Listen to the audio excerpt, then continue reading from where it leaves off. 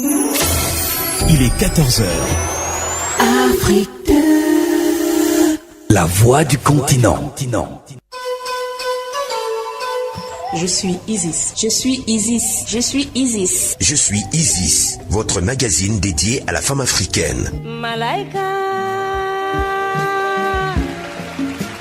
Je suis Isis, un regard différent de la femme africaine, de la femme tout simplement.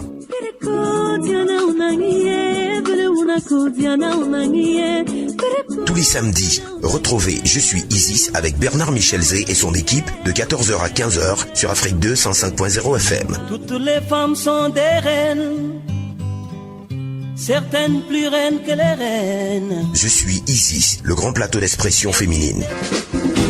Je suis Isis, c'est tous les samedis 14h-15h sur Afrique 2 105.0 FM.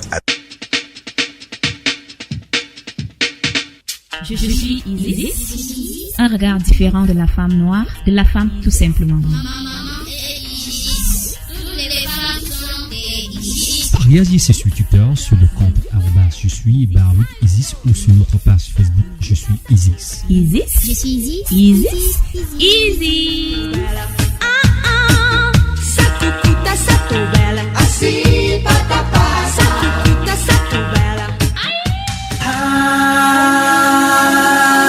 Afrique 2.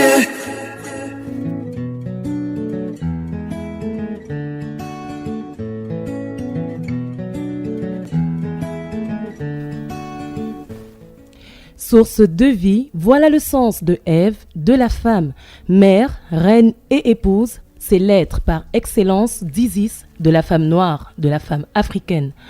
Isis a toujours été célébrée de par sa grâce, sa pudeur, sa dignité et sa discrétion. Qui a dit que nous, femmes africaines, ne pouvons pas innover, ne pouvons pas rester nous-mêmes et être dans la mouvance de la modernité.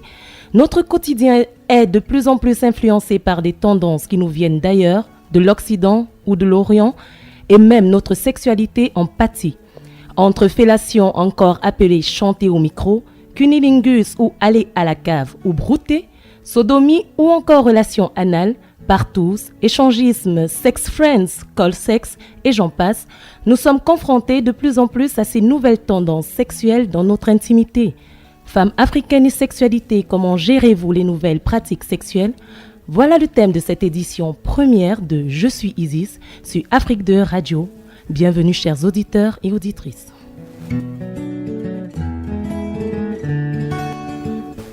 Pour débattre de ce thème, cet après-midi, nous sommes en compagnie de Martial Nguea, de Ruby Stella Bell, nos chroniqueurs, de Dr Marilène Kemekeme, un médecin généraliste, et de Françoise Efogo, psychologue. À la réalisation et la technique, Saint-Merlin-le-Doux. Je suis Bernard Michelzé à la présentation. Installez-vous confortablement. Je suis Isis, c'est maintenant. Je suis Isis, un regard différent de la femme noire, de la femme tout simplement.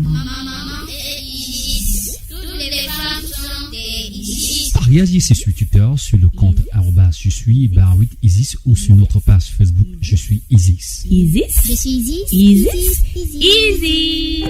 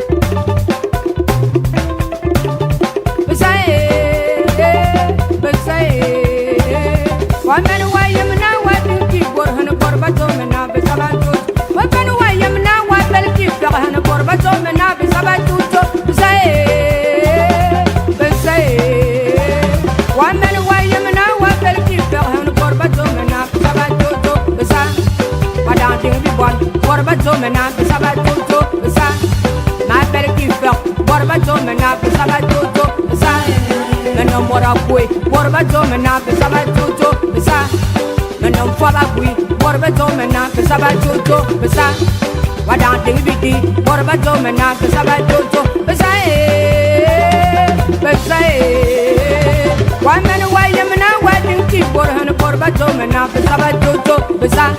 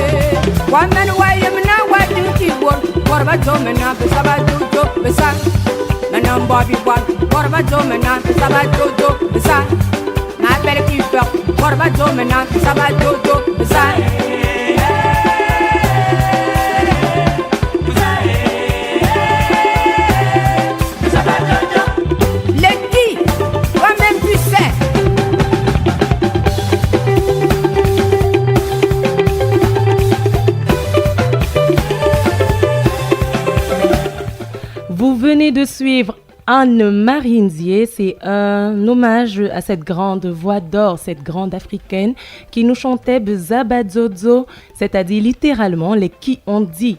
Bon après-midi à vous chers auditeurs, vous êtes bel et bien sur Afrique 2 Radio et c'est Je suis Isis. Bon après-midi à Martial Nguéa, notre chroniqueur. Bon après-midi Martial. Bon après-midi Bernard Michel, c'est un plaisir de commencer dans cette entre des femmes, beaucoup d'émotions tout de même. Oh, plaisir partagé et bon après-midi à vous Ruby Stella. Bon après-midi Bernardier. Bon après-midi à nos chers invités également, Dr Marilène Kemekeme. Bienvenue dans le studio de Afrique 2 Radio. Merci infiniment, bon après-midi, bonsoir à tous les auditeurs. Et à vous Madame Françoise Efogo, notre psychologue, bon après-midi à vous. Merci et bon après-midi aux auditeurs. Ok. Que vous inspire donc, chère dame, notre thème de ce jour en tant que femme, Madame Docteur Kemekeme, comment gérez-vous les nouvelles pratiques sexuelles? C'est une question très intéressante. J'ai eu un sourire quand on m'a fait parvenir le thème. Je me suis dit, waouh, ça c'est... D'habitude, on parle du terrorisme, des choses un peu sérieuses, entre guillemets. C'est un thème tout aussi sérieux, malheureusement, parce que si la sexualité ou alors les pratiques sexuelles n'entraînaient que du plaisir, ça allait être bien, mais il y a des conséquences sur le plan de la santé qui sont assez graves. Donc, Et vous, Françoise Efogo, en tant que femme, africaine, comment gérez-vous dans votre intimité, dans votre couple, les nouvelles tendances sexuelles? Il s'agit d'une bonne question. Maintenant, on a beau être psychologue, on a beau être médecin, on a beau être journaliste, on a tous une sexualité. Maintenant, je pense que chaque personne gère sa sexualité en fonction de ses origines, en fonction de son histoire, en fonction de ce qui fait d'elle ce qu'elle est, ce que sa particularité. Donc, la question, comment est-ce que vous gérez? Je gère en fonction de ce que je suis. Voilà. Eh bien, dis donc, nous allons peut-être vous aider également à mieux comprendre ce thème avec, mesdames, tout seigneur, tout honneur, ayant un homme présent dans ce studio et la femme découlant quand même de l'homme, je vous propose, avant de continuer notre débat, une analyse de ce qu'est la conception dans notre tradition de la sexualité, enfin une analyse de la société africaine, de la sexualité africaine. C'est la rubrique droit au chapitre de Martial Nguéa. Ben bien sûr, c'est assez émouvant d'entendre des femmes dire tout cela.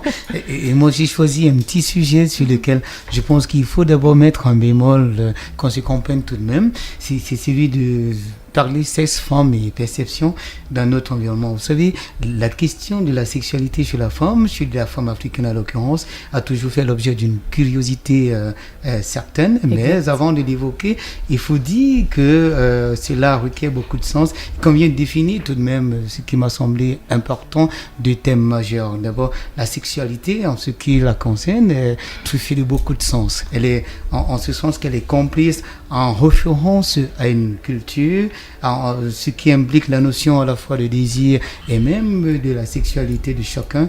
La psychologue le disait tout à l'heure, et lorsqu'on observe les femmes dans la rue, même les hommes, on trouve que certains sont sexuellement actifs, d'autres le sont moins, ou alors on est attiré par certains, ou on l'est relativement moins. Il y a des éléments de désir qui nous interpellent sur une ou deux choses au vu. C'est-à-dire que l'œil qui est appelé à contribution, certainement qui va susciter la notion de désir. Donc il y a cela et qui implique que la sexualité renvoie à plusieurs éléments du sens. Il y a aussi maintenant la notion de culture. C'est un concept assez dynamique, vivant, et on vous dira que la culture évolue dans l'espace et le temps. Elle reste également sujette à plusieurs influences. Je vais essayer d'expliquer. Vous voyez, il y a 50 ans environ, on rencontrait pas facilement des hommes qui se prêtaient sexuellement dans la rue. On voyait pas des hommes qui se fricotaient facilement sur les bancs publics parce qu'il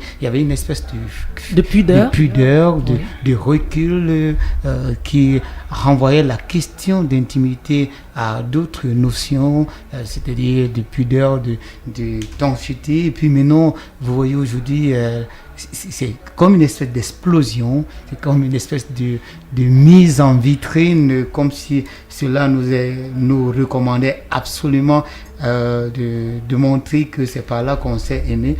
Et parfois, on assiste aujourd'hui à une espèce de spectacle tout au moins désolant ou alors frustrant pour ceux qui sont relativement sensibles.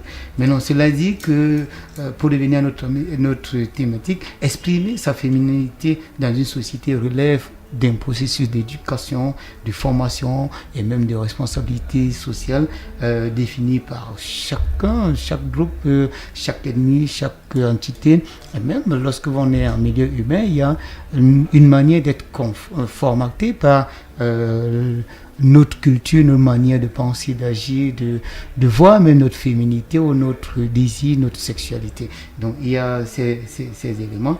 Et bien en promenant notre regard tout de même dans notre milieu en ce moment, puisque nous sommes relativement en milieu urbain et même dit de mondialisation, d'ouverture totale, il y a une espèce de libération sexuelle qui a amené à se lâcher, à s'émanciper des contraintes du sexe traditionnel.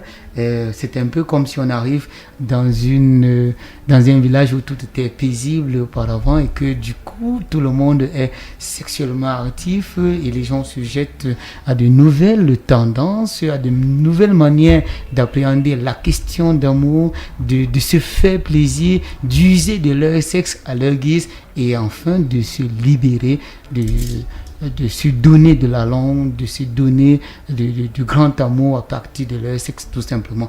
Et cela veut dire simplement que vous ne pas rentrer dans un regard de justicier que le sexe n'a pas pris une envergure dévergondée, ça a plutôt pris une allure de liberté, de libertinage, on peut dire. Pas du tout, de prise de conscience de ce que c'est le corps et ce que le corps peut développer comme élément d'attrait, élément des atouts de séduction, de désir et même de plaisir. Donc il y a tout cela qui est rentré en grande contribution dans notre manière aujourd'hui de voir la question sexuelle, de la percevoir sous le prisme culturel, sociétal, ainsi de suite. Maintenant, la sexualité, vous savez, partout, la sexualité féminine se déploie aujourd'hui sans une autre forme de contrainte morale ou encore de tabou.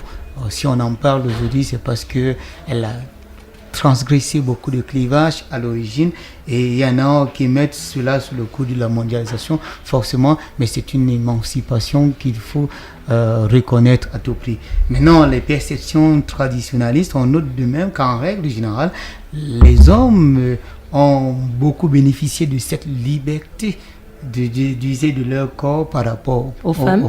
Oui. Les femmes, ça a toujours été avec beaucoup d'attention, beaucoup de retrait, parce qu'on pense que seuls les hommes dans notre société ont droit à user de leur corps, de leur sexe, ce qu'ils peuvent en faire, mais les femmes, c'est toujours une forme de contrainte, une forme de regard, comment on dit, de rétrécissement de leur liberté. Un peu comme une forme de crainte de perdre leur conjoint. Donc, et ça c'est assimilé à la notion des relations sexuelles avant mariage pour la femme. Ça a toujours été très découragé dans la plupart des sociétés africaines, sauf les hommes peuvent se permettre ce type. Tout est permis à l'homme et pas à la femme. Pas forcément dans le sens négatif, mais la société a conçu son modèle de manière à ce que les hommes aient des marges de liberté de leur corps et de leur sexe, ce qui n'a pas toujours été dans la perception africaine, je l'ai dit, du sexe. Maintenant, la femme, on l'a requis, on l'a consigné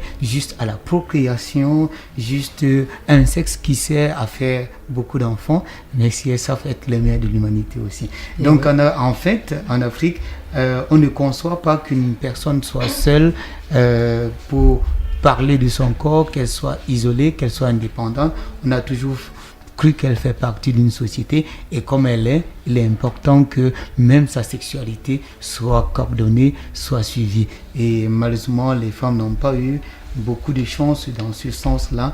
Leur liberté, surtout sur le plan sexuel, se sont toujours retrouvées dans une espèce de suivi permanent, dans une espèce de contrôle en l'occurrence. Heureusement ou malheureusement, aujourd'hui, on assiste à une espèce d'explosion de leur libération, de leur liberté sur ces aspects. Et vous constatez que, bon an, mal an, il y a des manières aujourd'hui de vivre, de reconnaître qu'elles ont un corps, de s'identifier à ce corps, de le rendre beau et surtout de se laisser à plusieurs autres types de plaisirs. Et ces types de plaisirs font partie des nouvelles identités sexuelles aujourd'hui. Êtes-vous d'accord avec lui, Françoise Efogo? Je pense que déjà, la sexualité dépend de la relation qu'une personne a avec son propre corps. Elle dépend aussi de l'image que la femme a du corps de l'homme. Il ne faudrait pas se leurrer là-dedans. Comment est-ce que je vois mon corps? Comment est-ce que je vois, comment je perçois le corps de l'autre? Oui, le corps de mon conjoint, ça commence par là. Ensuite, il y a la notion de désir, il y a la notion de plaisir qui va s'imbriquer là-dedans. Parce que je me vois comme ceci et donc je vois l'autre comme cela. Du coup, j'entends ou j'analyse notre relation pour parler de sexualité, les relations sexuelles plutôt dans tel angle et encore dans tel autre. C'est vrai que je tiens quand même à mettre un léger bémol en ce qui concerne le type de sexualité qu'auraient eu nos ancêtres. Parce que je pense que nous n'en savons pas grand-chose. Peut-être qu'aujourd'hui, il faudrait quand même... il ne faut pas renier, il ne faut pas nier le fait que l'Africain d'antan avait déjà une sexualité. Pourquoi? Parce que regardons un peu la relation que la femme avait avec elle-même. À l'époque, déjà, la femme savait qu'elle allait prendre soin de son corps. Hein? Oui. Elle se faisait oindre l'huile de palmiste, elle se faisait tresser, ce qui prouve déjà qu'il y avait une notion de beauté. Alors, parce qu'elle est belle, elle veut plaire à qui? Elle voulait bien plaire à quelqu'un. Hein? Elle voulait bien plaire à son mari. Maintenant, est-ce que vous pensez, Françoise, est-ce que vous pensez qu'à l'époque, donc, il y avait des relations comme faire la pipe, comme on dit au quartier, c'est-à-dire des trucs comme la fellation, ou bien des relations anales, ou encore, je sais pas, le cunilingus. Est-ce que vous pensez que nos ancêtres, nos grands-mères pratiquaient ce genre? Je pense que oui. Je pense que oui. Pourquoi? Parce que rien n'est nouveau sous le soleil. Tout ce que nous pratiquons aujourd'hui, là sûrement, même si c'était hybride, hein, il y a eu des bases. L'être humain évolue.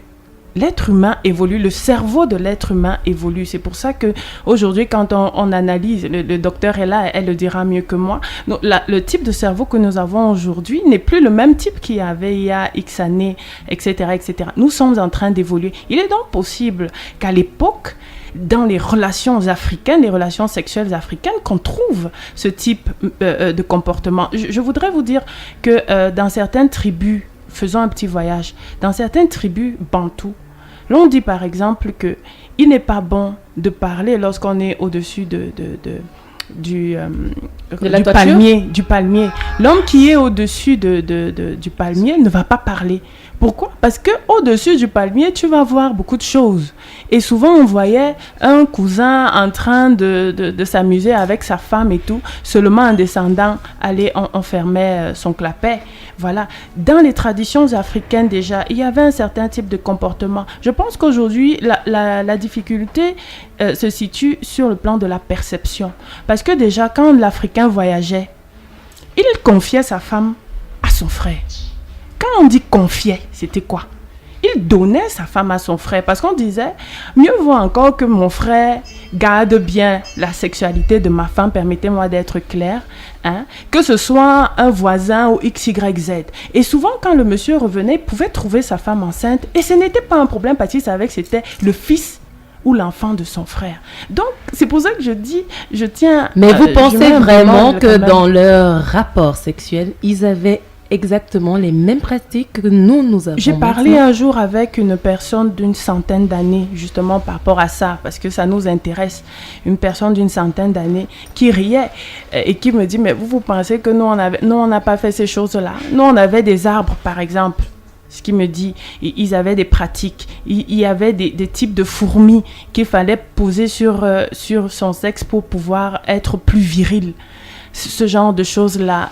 Dans sa chambre, il dormait avec ses épouses. Il n'avait pas besoin d'avoir une relation avec l'une dans une chambre, une relation avec l'autre dans l'autre chambre. Tout se passait là. Donc, voilà des choses que certaines personnes de centaines d'années sont capables de vous dire. Vous pouvez donc imaginer que, contrairement à ce que nous pourrions penser aujourd'hui, les choses se passaient aussi comme ça. Mais maintenant, c'est un problème de perception et c'est un problème de gestion des secrets, de ce qui se passe entre quatre murs. Mais Marilène, moi j'ai une préoccupation. Est-ce qu'il n'y a pas de conséquences physiologiques de certaines pratiques constantes, de certaines nouvelles habitudes? Moi je reste dans la nouveauté, bien que maintenant Françoise ait mis une nouveauté entre guillemets. Est-ce que physiologiquement, par exemple, les relations anales n'ont pas de conséquences même sur le corps de la femme? Parce qu'on va dire que dans les gens se disent souvent qu'à long terme, les femmes, nous reconstituons et que nous n'avons pas de conséquences comme les hommes qui ont des rapports anal ou anaux. Et que, par exemple, la femme, elle a le droit ou elle peut avoir des relations anales avec son mari autant de fois qu'elle veut. Il y a également des théories selon lesquelles les relations trop violentes peuvent déplacer l'utérus d'une femme. Est-ce que tous ces mythes sont vrais? Est-ce que physiologiquement, finalement, toutes ces nouvelles tendances ont des conséquences quand même sur la santé de la femme? Bon, permettez-moi d'ajouter un peu d'eau dans le vin de Françoise bien sûr, parce que quand elle dit, avec raison, je partage son avis, parce que quand on parle, par exemple, du Kama Sutra, c'est vrai que vous allez me dire que ça vient de l'Asie, etc., mais c'est tout aussi vieux que le monde. Sutra, c'est enseignement, et Kama, ce sont des positions qui concernent la sexualité, etc. Même chose pour le tantarisme, par exemple. C'est une pratique qui nous vient de l'Inde, qui est aussi vieille également que le monde, que les gens pratiquent dans leur chambre. Parce que ce qui est sûr, c'est que aucun d'entre nous n'est souvent là pour tenir la bougie. Donc du coup, on ne sait pas exactement ce qui se passe, mais toujours est-il qu'il y a quand même une certaine redondance dans l'histoire en ce qui concerne ne serait-ce que les conséquences de certaines pratiques sur la santé. Parce qu'avant, quand on mourait, on disait que c'est l'oncle du village, c'est le sorcier, etc. Bon, avec l'évolution, heureusement, on commence à comprendre un certain nombre de choses. Il peut y a des maladies sexuellement transmissibles de manière générale qui peuvent se transmettre à partir de ces pratiques-là. Mais maintenant, est-ce que c'est tant ces pratiques-là qui sont le problème? Parce que même avec la position du missionnaire, tout passe. Papa, maman, comme on dit au quartier. Voilà. Donc, je pense que il y a un impact, il y a un certain impact, c'est vrai, que ce soit avec le coït anal, que ce soit avec la fellation ou avec le cunnilingus, il y a... Mais est-ce que c'est vrai que le cunnilingus ou la fellation, c'est-à-dire chanter au micro ou bien brouter, peut être une des causes du cancer de la gorge? Dans le mythe populaire, ça se dit. Donc vous, en tant que médecin, est-ce que ça fait partie des possibilités d'attraper un cancer de la gorge? Bon, peut-être pas le cancer de la gorge, le cancer parce qu'il y a ce qu'on appelle papillomavirus. Les hommes en sont des porteurs sains et ils le transmettent par voie sexuelle à la femme. Donc, où est-ce qu'il se trouve dans l'organisme? Il peut se retrouver...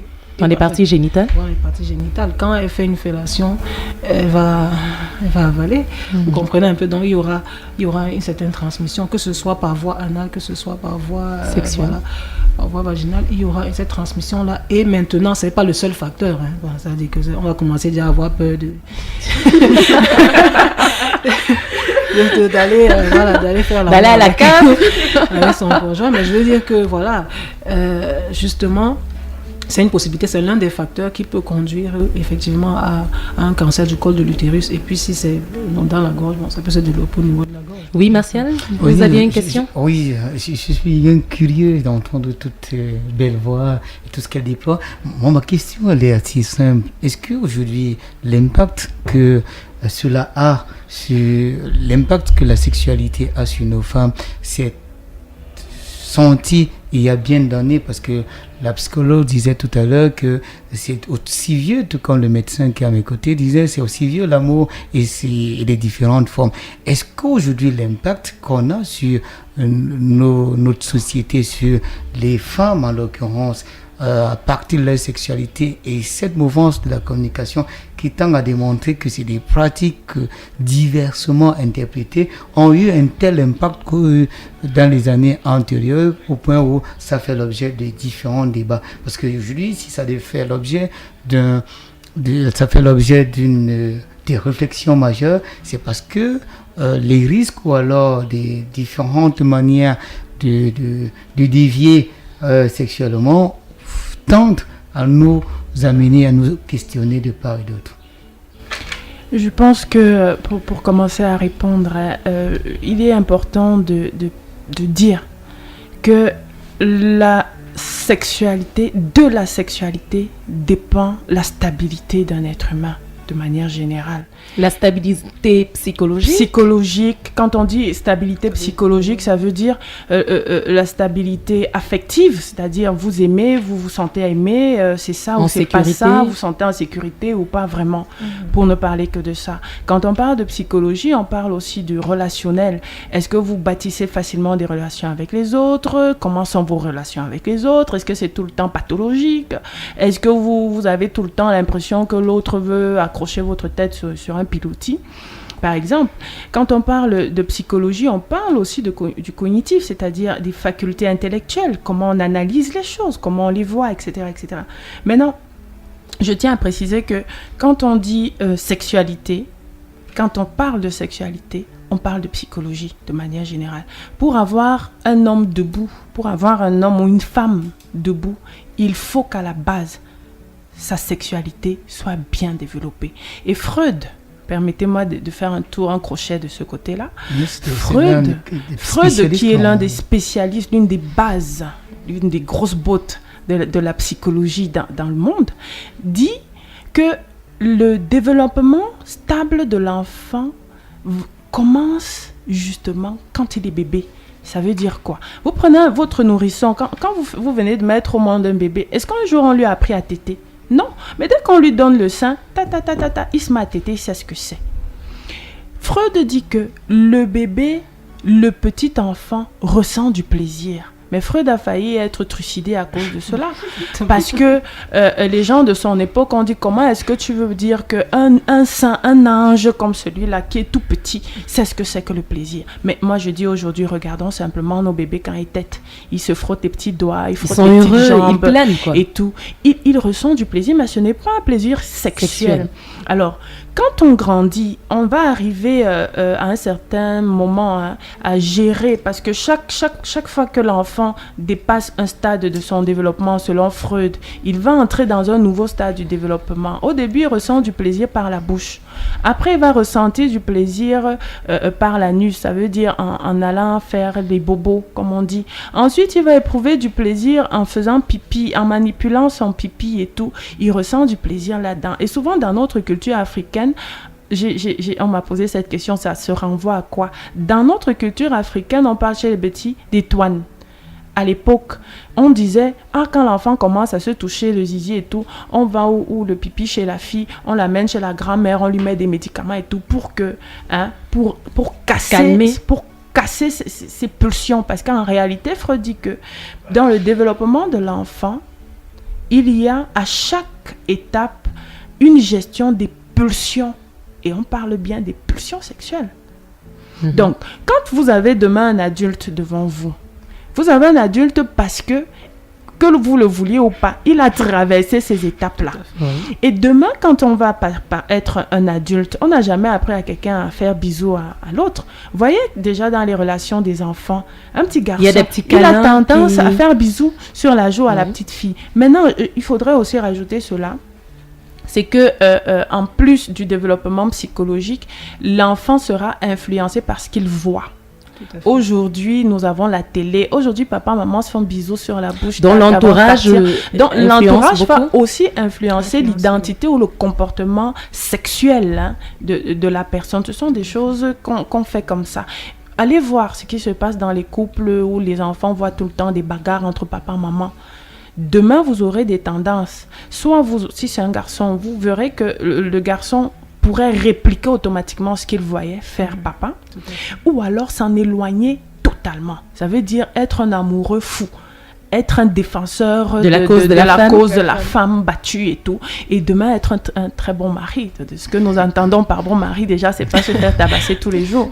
Donc, ce sont des petits exemples qu'on prend comme ça pour essayer de parler de la sexualité. Mais justement, certaines femmes, en revenant un peu dans notre sujet, certaines femmes dans leur couple ont l'impression que ces nouvelles tendances dont nous parlons sont plus le plaisir de leurs époux que le leur. C'est-à-dire, elles le font plus par crainte de perdre le conjoint que par plaisir personnel. Est-ce que cela n'a pas une conséquence psychologique à long terme, justement, sur les mamans et ensuite sur les jeunes filles qui Bien sûr que si la femme perçoit déjà un type de relation sexuelle avec son mari ou son amant comme étant une brutalité, une violence, il y aura un impact. Maintenant, permettez-moi de dire quand même que tout dépend de la manière avec laquelle l'homme ou la femme apporte une nouvelle recette dans le couple. Lorsque l'homme vient, par exemple, avec une nouvelle position qu'il a regardée dans le Kama Sutra, où on ne sait pas trop un peu de piment dans la sauce. Un peu de piment dans la sauce, par exemple.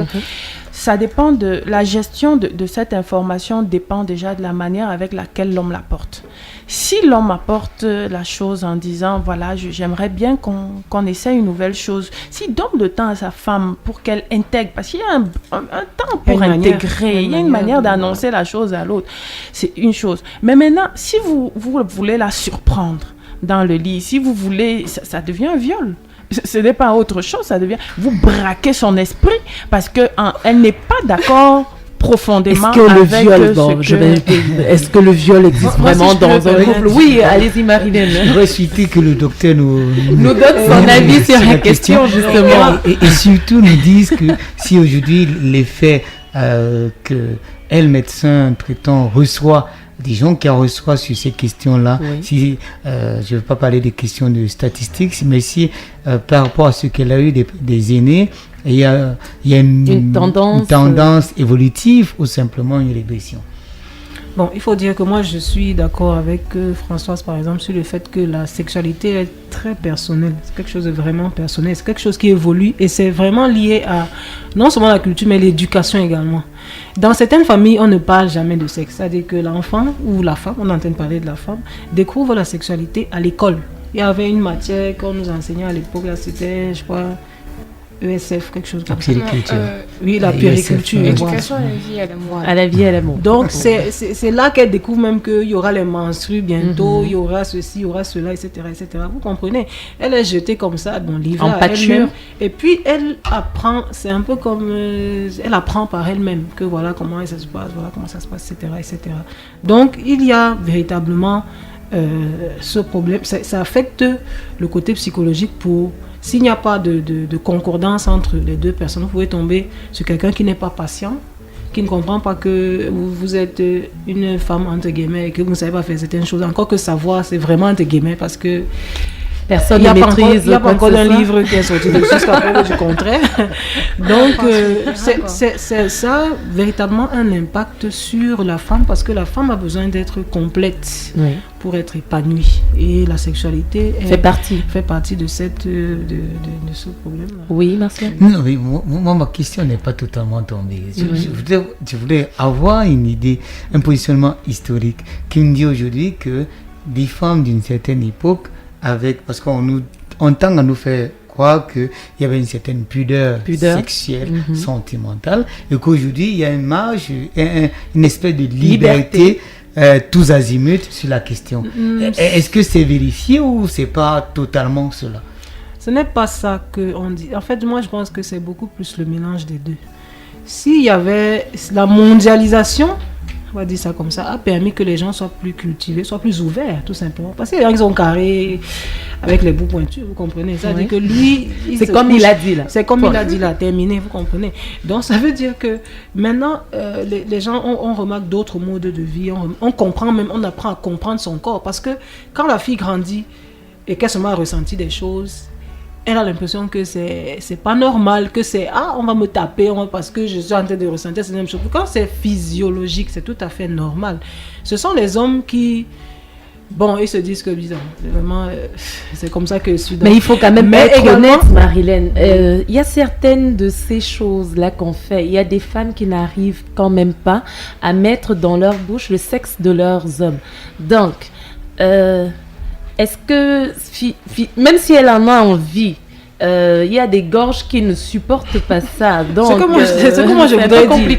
Oui, non, ce que moi je voudrais dire, c'est que de la même manière qu'il y a des caresses pour les hommes, il y en a pour les femmes. Oui. Donc, peut-être que ce serait également bien que la femme apprenne à explorer son corps. Je crois que Françoise parlait de ça tout à l'heure. Il faut qu'on puisse explorer parce qu'on comprenne que c'est quelque chose de normal. Et qu'on n'aille plus nous mettre le piment à l'époque parce que justement on essayait de réprimer quelque chose de normal. Il faudrait juste encadrer, en fait, essayer d'orienter pour qu'il n'y ait pas un certain nombre de choses. Parce que l'une des pratiques sexuelles, c'est également le libertinage, l'adultère. Avant, on laissait sa femme à son frère sans poser aucun problème. Oh oui. Vous comprenez? Donc, ça fait partie, le libertinage, là, c'est ça qui fait en sorte qu'on a un peu traversé le frère, on est allé au voisin, on a maintenant les sex friends, l'école sexe. Et donc, ça fait que maintenant, on se retrouve dans une situation où on va choper tôt ou tard quelque chose. Vous comprenez? Donc, c'est un peu ça le problème. Maintenant, il faudrait essayer véritablement de canaliser. Et la femme, en tant qu'être humain, en tant qu'homme, avec toute sa physiologie, doit apprendre également à connaître son corps, à savoir que ça me fait du bien, ça me fait plaisir, voilà. Il y a un certain dialogue qui doit être instauré dans le couple, pas seulement quand on est en train de manger, mais quand on veut également faire l'amour, il faudrait qu'il y ait un dialogue pour savoir que ne m'appuie pas trop fort ici, ça me fait mal, ça me plaît pas, etc. Donc, je pense que c'est dans ce sens-là que, voilà. Je vais vous proposer une petite pause musicale pour souffler, mes chers invités. La prochaine zik, c'est Chantal ici, qui va nous faire chanter et qui va nous faire repenser à qui nous sommes. Le titre, c'est Femme africaine.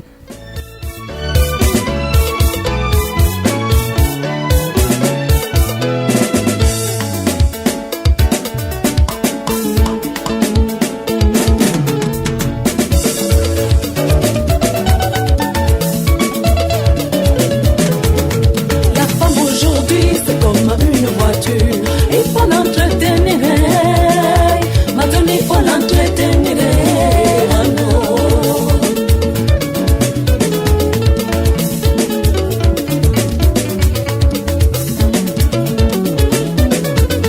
La femme africaine, c'est comme une voiture. Il faut l'entretenir, maintenant il faut l'entretenir.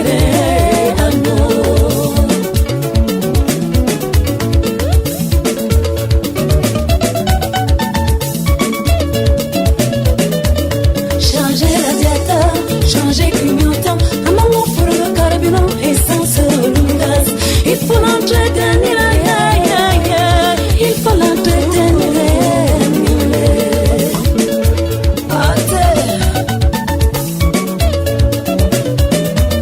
Changer radiateur, changer clignotant, un moment pour le carburant, essence le gaz. Il faut l'entretenir, il faut l'entretenir.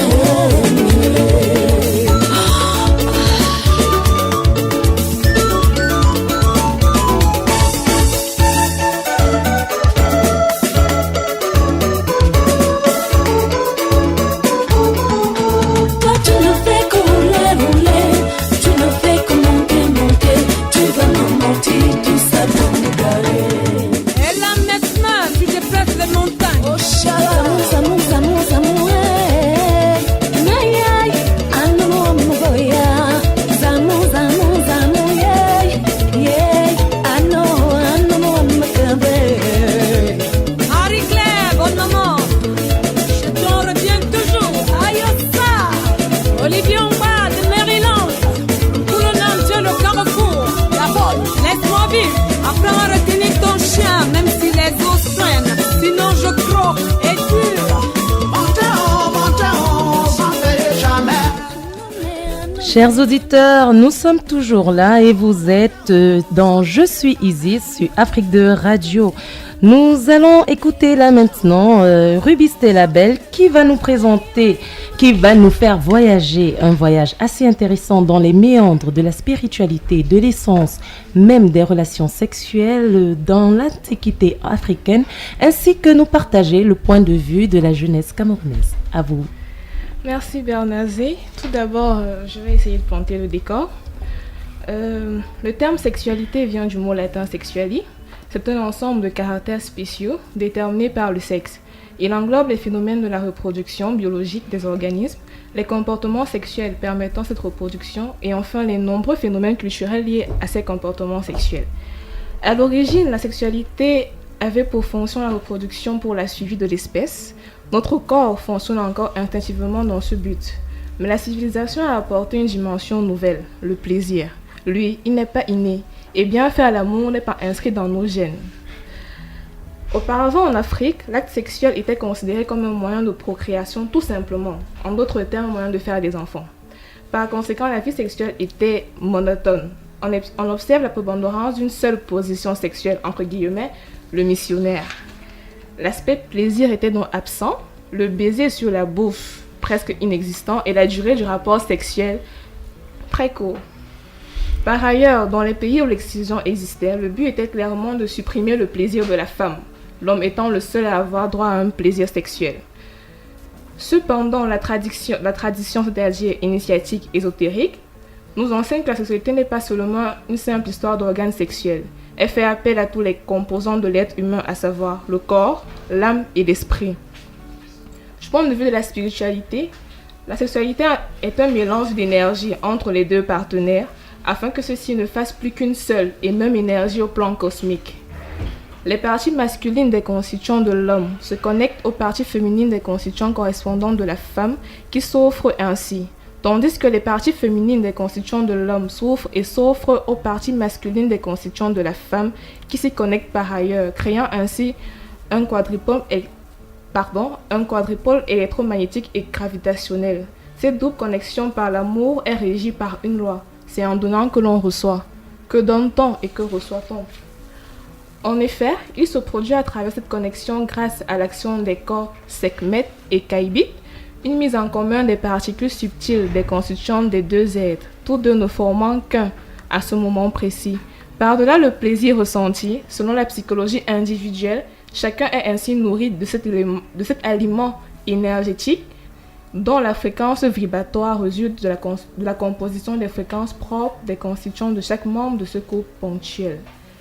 La légende du double assassinat d'Osiris par Seth peut également aider à comprendre le but des mystères de la sexualité sacrée, mystères destinés à la destruction des démons internes et à la constitution des nouveaux véhicules par l'éveil de Devi Kundalini, dont l'ascension atteint son stade final dans l'épanouissement du Sahasrara chakra, le lotus aux 1000 pétales.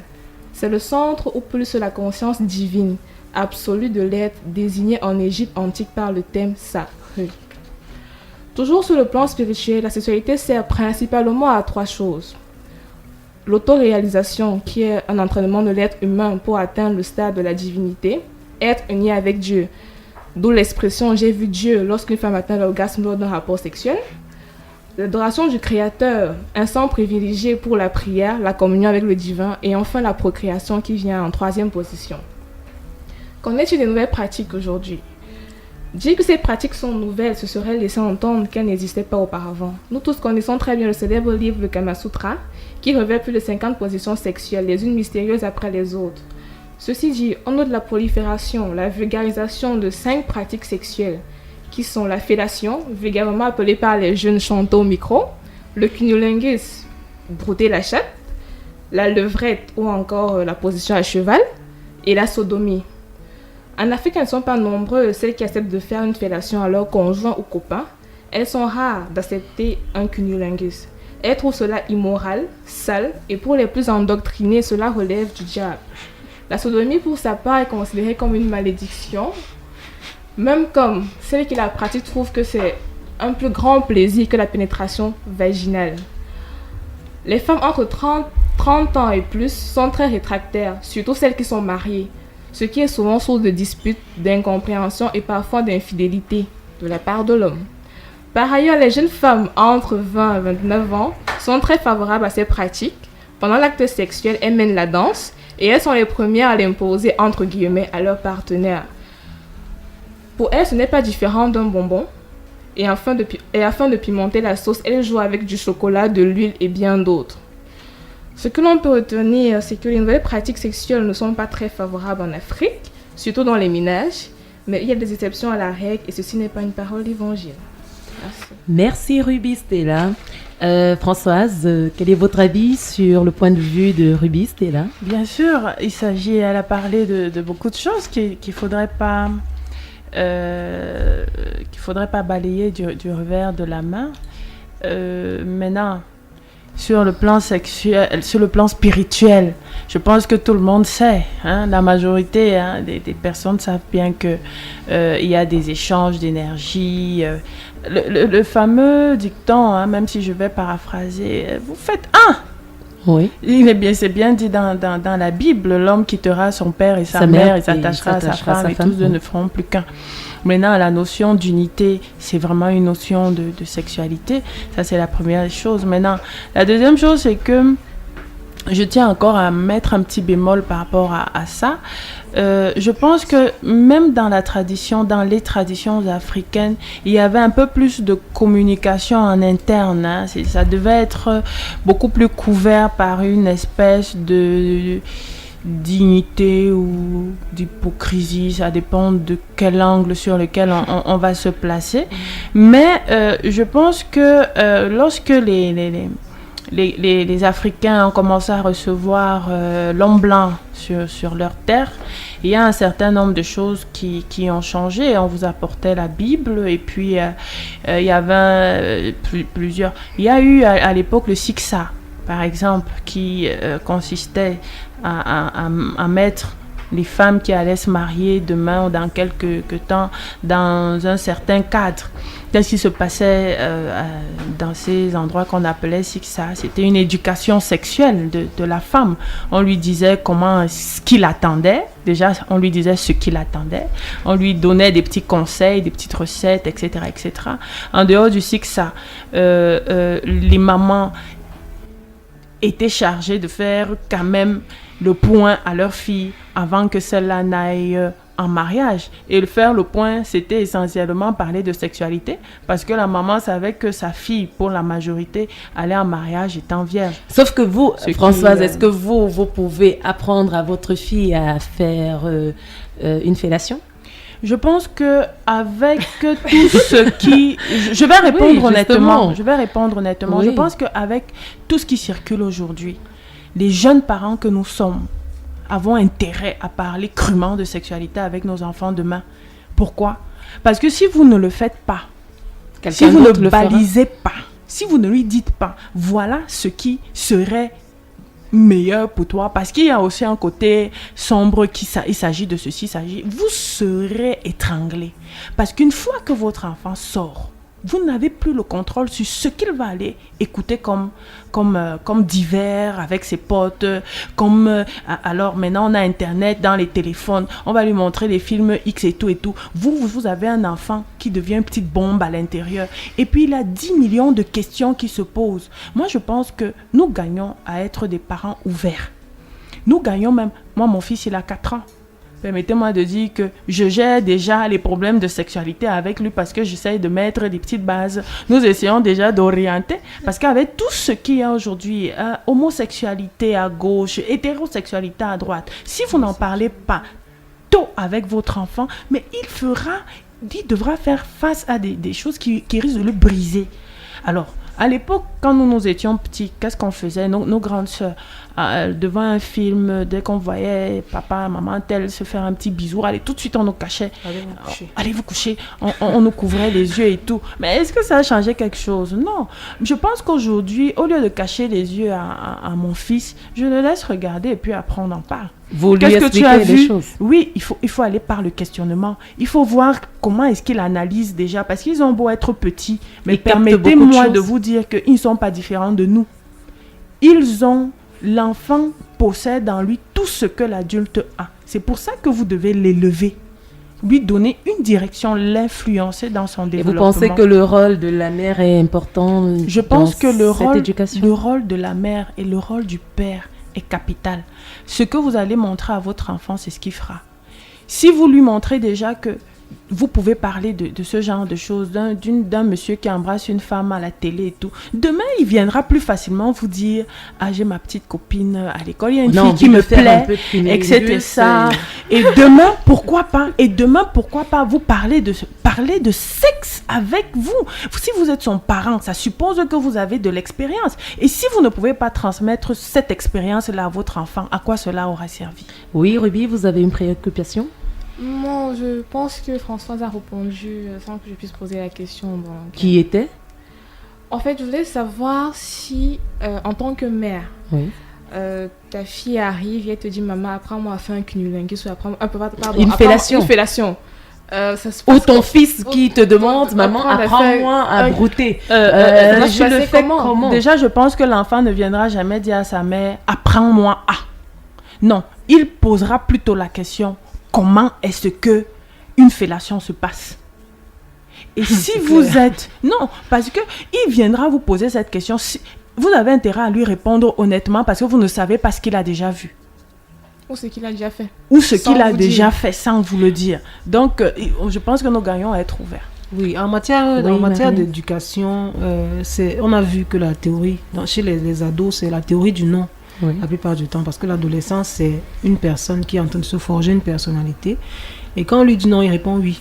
Parce que c'est une période pendant laquelle c'est le rejet de toute forme d'autorité. Donc c'est vraiment l'ouverture de pouvoir lui expliquer que comme tu vois là, voilà, ce que, si par exemple tu sors, voilà ce qui t'attend, voilà ce qui t'attend. Sans fixer des limites, sans mettre de barrières, en fait. C'est-à-dire que tu peux sortir, mais voilà à quelle heure tu dois rentrer. Pas lui dire que tu ne sors pas, tu restes tu ne sors pas, tu ne vas nulle part, etc. Saison 2.